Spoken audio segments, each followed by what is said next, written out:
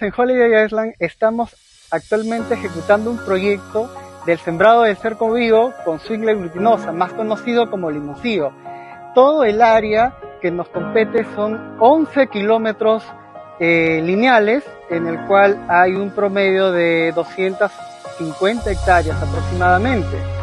Este proyecto se viene ejecutando con la finalidad de hacer un sistema ecoamigable en todo el perímetro.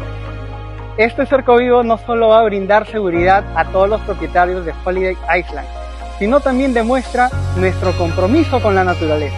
Los invito a conocer un poco más de este proyecto Holiday Island.